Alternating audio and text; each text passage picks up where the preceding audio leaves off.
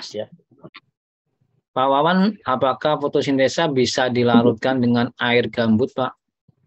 Ya, strategi penggunaan air gambut itu bagusnya itu di treatment, dibiarkan dulu dalam waktu semalam. Ya. Jadi bukan dibiarkan di parit. Bukan. Jadi kita ambil, misalkan ada tempat drum. Nah, itu drum itulah dibiarkan paling cepat 24 jam. Lebih lama lebih bagus. Nah, nanti yang di atas itulah yang kita gunakan untuk aplikasi penyiraman dan lain-lain. Kemudian biasakan kita harus punya alat pH air. Ya, tujuannya tadi untuk mengecek air ini bisa atau tidak ya.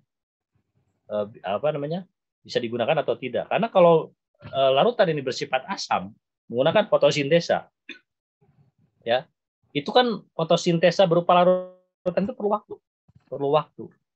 Maka di sini biarkan dulu ya, kemudian sampai nanti endapan mana yang di atas itu yang digunakan. Itu strategi penggunaan air gambut.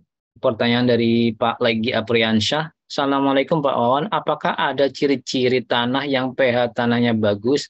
Sekilas kalau kita lihat dari tekstur tanah atau warna tanah, Pak.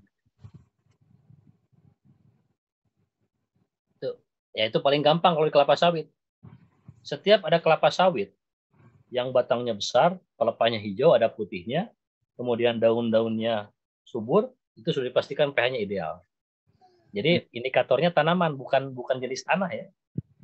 Karena kalau tanaman kita menemukan tanaman sawit misalkan ya, di situ daunnya meranggas, pelepahnya menguning, itu salah satu penyebabnya adalah pertama pH bersifat asam, yang kedua serangan ganoderma, yang ketiga defisiensi hara, yang keempat terkena imbas aplikasi herbisida sistemik berbahan glifosat atau merek dagangnya Roundup sistemik ya.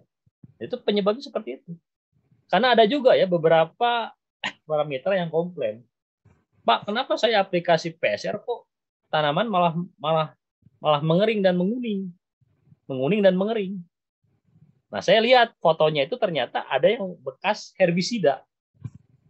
Herbisida ya, jenis pasti sudah dipastikan berbahan glifosat sistemik karena dia kontak langsung dengan tanaman sawitnya itu sendiri. Nah, ini terkadang pengetahuan seperti ini kan di tingkat perusahaan besar pun tidak masih dilakukan gitu. Jadi menyemprot piringan dan menggunakan bahan sistemik ya, herbisida sistemik berbahan glifosat, akhirnya yang merana adalah tanaman sawit. Nah, jadi intinya parameternya adalah tanamannya. Salah satunya kalau tanaman sawit ini subur, sehat, hijau, produktif, berarti pH-nya sudah pasti ideal.